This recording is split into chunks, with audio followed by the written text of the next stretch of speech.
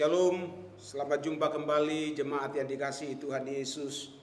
Kita bersyukur buat kasih setia Tuhan yang tidak berkesudahan dalam hidup kita. Dalam segala keadaan kita, Tuhan tetap mengasihi kita. Sehingga sore ini kita mendapat kesempatan kembali untuk mendengarkan firman Tuhan, walau hanya lewat tayangan secara online. Mari kita tunduk kepala bersama sehati berdoa supaya Tuhan memberkati kita lewat firman-Nya sore ini. Bapa di sorga, kami mengucap syukur buat kasih sayang-Mu Tuhan. Tuhan tetap mengasihi kami sampai pada sore ini, dan kami percaya kasih-Mu akan terus tidak berkesudahan dalam hidup kami. Kesempatan kami mau dengar firman-Mu kembali, yang kami sadari itu adalah karena kasih setia Tuhan. Tuhan memberkati kami dengan firman-Mu. Roh Kudus bekerja, mengurapi dan memberkati setiap kami, mengurapi hamba-Mu untuk menjadi saluran berkat-Mu. Kami siap mendengar firman Tuhan dalam Yesus Kristus Tuhan kami. Haleluya, terima kasih Tuhan. Amin. Puji Tuhan. Saya mengajak jemaat yang dikasihi Tuhan, kita mengawali uraian firman Tuhan pada sore hari ini dengan membaca kitab Nabi Yesaya pasal 54 ayat 7 sampai dengan ayat yang ke-10. Demikian bunyinya. Hanya sesaat lamanya aku meninggalkan engkau, tetapi karena kasih sayang yang besar aku mengambil engkau kembali. Dalam murka yang meluap, aku telah menyembunyikan wajahku terhadap engkau sesaat lamanya. Tetapi dalam kasih setia abadi, aku telah mengasihani engkau, firman Tuhan penebusmu. Keadaan ini bagiku seperti pada zaman Nuh, seperti aku telah bersumpah kepadanya bahwa air bah tidak akan meliputi bumi lagi. Demikianlah aku telah bersumpah bahwa aku tidak akan murka terhadap engkau dan tidak akan menghardik engkau lagi. Ayat yang ke-10, sebab biarpun gunung-gunung beranjak dan bukit-bukit bergoyang, tetapi kasih setiaku tidak akan beranjak daripadamu, dan perjanjian damaiku tidak akan bergoyang, firman Tuhan yang mengasihi engkau. Kekasih-kekasih Tuhan, Nabi Yesaya hidup pada hampir 7 abad sebelum Masehi. Ia bernubuat mengenai pembuangan umat Tuhan sebagai hukuman atas pemberontakan mereka kepada Tuhan. Dan peristiwa pembuangan ini benar-benar terjadi pada awal abad 6 sebelum Masehi, di mana umat Tuhan, khususnya bangsa Yehuda, mengalami pembuangan ke Babel dalam kurun waktu 70 tahun lamanya. Selain menubuatkan pembuangan sebagai hukuman Allah, Yesaya juga menubuatkan tentang janji pemulihan Allah. Situasi tersebut tergambar dengan jelas di dalam Yesaya pasal yang ke-54. Di dalam ayat 1 sampai dengan ayat 6, kita melihat di sana bahwa bahwa umat Tuhan digambarkan seperti istri yang ditinggalkan dan diambil kembali. Kemudian dalam ayat 7 dikatakan hanya sesaat lamanya Tuhan meninggalkan umatnya. Tetapi karena kasih sayang yang besar, ia mengambil umatnya kembali. Dan ayat 10 menandaskan bahwa kasih setia Tuhan itu tidak berubah, tidak akan beranjak, dan tidak akan bergoyang. Sejarah umat Tuhan menggambarkan adanya sebuah kenyataan yang unik. Tiap kali apabila mereka berbuat dosa, mereka memberontak kepada Tuhan, maka Tuhan murka kepada mereka dengan berbagai bentuk hukuman. Ada krisis ekonomi. Di zaman raja-raja terjadi kelaparan yang begitu hebat, sehingga ada cerita mengenai 2 orang wanita yang tanda petik melakukan arisan untuk memangsa anak mereka sendiri secara bergiliran. Ada penyakit sampar seperti yang terjadi pada zaman Raja Daud. Dan yang paling memalukan di antara semua hukuman Allah atas umatnya ialah pembuangan. Tetapi di ujung dari setiap hukuman itu selalu ada pemulihan. Allah sendiri yang turun tangan untuk memulihkan umatnya. Jadi kita melihat gambaran yang unik sebagai berikut. Umat Tuhan itu dihukum, dipulihkan. Dihukum, dipulihkan, dihukum lagi, dipulihkan lagi. Sepertinya umatnya dibuat mainan oleh Tuhan, sepertinya. Mengapa demikian? Nas bacaan kita pada sore hari ini justru menjawab tanda tanya tadi, yaitu karena kasih setia Tuhan yang tidak beranjak dan tidak bergoyang itu. Hanya karena kasih setia Tuhan semata-mata, sehingga meskipun umatnya telah berulang kali berbuat dosa, berulang kali memberontak dan meninggalkan Tuhan, sehingga dimurkai oleh Tuhan dan dihukum oleh Tuhan, namun berulang kali pula Ia mau mengambil mereka kembali, Ia mau memulihkan keadaan mereka kembali. Dari nas bacaan pada sore hari ini, kita belajar dua hal tentang kasih setia Allah kepada umatnya. Yang pertama, bahwa kasih setia Allah itu mengatasi segala-galanya. Ayat 7 dan ayat 8 menggambarkan perbandingan antara hukuman Allah dengan kasih setia Allah. Dalam ayat 7 dikatakan bahwa Tuhan meninggalkan umatnya hanya sesaat lamanya, hanya sesaat lamanya. Tetapi karena kasih sayang yang besar, Ia mengambil umatnya kembali. Dalam ayat yang ke-8 dikatakan bahwa Allah menyembunyikan wajahnya hanya sesaat saja. Tetapi Ia mengasihani umatnya dalam kasih setia abadi. Sebuah gambaran mengenai perbandingan yang sangat tidak seimbang antara hukuman Allah dengan kasih setia Allah. Menunjukkan betapa besarnya kasih setia Allah kepada umatnya yang mengatasi segala kegagalan umatnya di dalam taat kepada Tuhan. Gambaran di atas menunjukkan bahwa kasih setia Allah itu mengatasi segala-galanya, termasuk mengatasi murka Allah sendiri. Karena itulah, maka setiap kali apabila umat Tuhan ditimpa suatu malapetaka atau keadaan sulit yang diyakini sebagai murka Allah, maka mereka merendahkan diri, bertobat, berdoa, mohon ampun, dan mohon belas kasihan Tuhan. Saya membayangkan, saudara, murka Allah yang meluap-luap saja dapat teratasi di dalam kasih setia Tuhan. Apalagi masalah dan pergumulan hidup yang kita hadapi setiap hari. Kekurangan, sakit penyakit, pekerjaan, masalah rumah tangga, masalah ekonomi. Sekali lagi saya tandaskan, murka Allah yang meluap-luap saja dapat diatasi dengan kasih setianya sendiri. Apalagi hanya persoalan remeh-temeh dalam hidup kita. Percayalah bahwa kasih setia Tuhan itu mengatasi segala-galanya.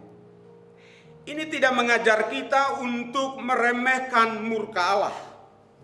Justru dengan mengetahui realitas murka Allah itu, maka kita harus benar-benar bertobat, merendahkan diri, mencari wajahnya, dan berdoa mohon pengampunan serta belas kasihannya. Ada pula bentuk salah paham yang lain, yaitu menganggap kasih setia Tuhan itu sebagai sesuatu yang murah. Memang istilah lain dari kasih setia Tuhan adalah kemurahan Tuhan.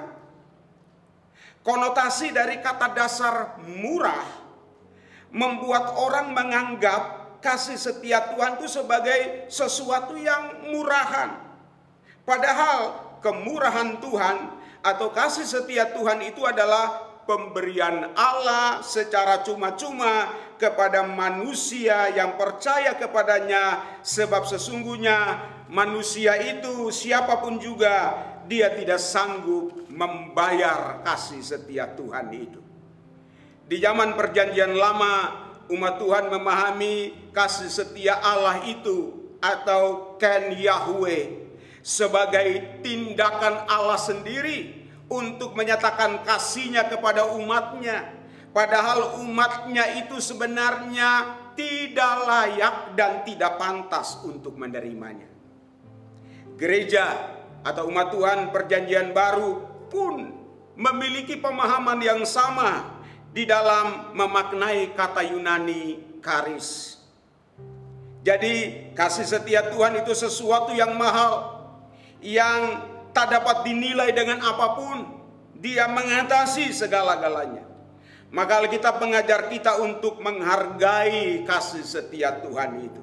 Sore ini saya mengajak kita untuk belajar menghargai kasih setia Tuhan itu dengan minimal 2 hal atau melakukan 2 hal minimal. Yang pertama, kita harus hidup dalam ucapan syukur senantiasa kepada Tuhan, sebab menyadari bahwa segala sesuatu, semua hal dalam hidup kita hanya karena kasih setia Tuhan. Yang kedua, kita harus hidup mengasihi Tuhan, setia dan taat kepada Tuhan. Yang Tuhan cari adalah orang-orang yang hidup mengasihi Tuhan, lebih dari orang yang memberi, lebih dari orang yang berjeripaya. Tuhan menghendaki belas kasihan lebih dari korban. Yang kedua, kasih setia Tuhan adalah satu-satunya hal yang pasti dalam hidup umat Tuhan. Dikatakan di dalam ayat 10 bahwa kasih setia Tuhan itu tak akan beranjak dan tak akan bergoyang meskipun gunung-gunung beranjak dan bukit-bukit bergoyang. Kebenaran dalam ayat 10 ini bisa kita maknai dalam 2 hal. Yang pertama, peristiwa gunung-gunung beranjak dan bukit-bukit bergoyang itu menurut saya adalah peristiwa langka yang nyaris mustahil terjadi. Nyaris mustahil terjadi. Tetapi seandainya hal seperti itu terjadi juga, yaitu gunung-gunung beranjak dan bukit-bukit bergoyang, itu terjadi juga. Ayat 10 dari Yesaya pasal yang ke-54 itu menegaskan bahwa kasih setia Tuhan tetap sama adanya, tidak akan beranjak dan tidak akan bergoyang. Artinya kekokohan kasih setia Tuhan itu jauh lebih pasti dibandingkan dengan kokohnya gunung-gunung dan bukit-bukit. Yang kedua, gunung beranjak dan bukit bergoyang biasanya merujuk pada peristiwa bencana alam yang ekstrim dan dahsyat dengan daya rusak yang luar biasa. Meskipun hal seperti itu terjadi, kasih setia Tuhan tetap tidak beranjak dan tidak bergoyang. Kedua bentuk pemahaman tadi menekankan kepastian kasih setia Tuhan. Segala sesuatu dalam hidup kita adalah tidak pasti. Semua bisa habis, semua bisa lenyap dan berlalu. Tetapi kasih setia Tuhan adalah satu-satunya yang tetap untuk selama-lamanya. Maka betapa pentingnya kita memiliki keyakinan yang teguh pada kepastian kasih setia Tuhan, serta hidup bergantung sepenuhnya kepada kasih setia Tuhan itu. Kepastian, keyakinan kita pada kepastian kasih setia Tuhan itu didasarkan pada minimal 3 kebenaran Alkitab. Yang pertama, karena Allah telah membuktikan kasih-Nya di dalam Kristus telah mati untuk kita. Kematian Kristus untuk mengganti kita adalah sebuah pengorbanan yang ekstrim. Jadi Allah menggunakan cara yang ekstrim, metode yang ekstrim untuk membuktikan kasih-Nya kepada kita. Yohanes pasal 3 ayat 16 mengatakan, karena begitu besar kasih Allah akan dunia ini, sehingga Ia telah mengaruniakan anaknya yang tunggal, supaya setiap orang yang percaya kepadanya tidak binasa, melainkan beroleh hidup yang kekal. Dalam Roma pasal 5 ayat yang ke-8, Paulus berkata kepada sidang jemaat di Roma, akan tetapi Allah menunjukkan kasih-Nya kepada kita oleh karena Kristus telah mati untuk kita ketika kita masih berdosa. Justru ketika kita tidak pantas untuk dikasihi, justru ketika kita tidak layak untuk mendapatkan kasih setia Tuhan, Allah telah membuktikan kasih-Nya itu kepada kita dengan cara dan metode yang paling ekstrim, yaitu mengaruniakan anaknya yang tunggal untuk mati bagi kita.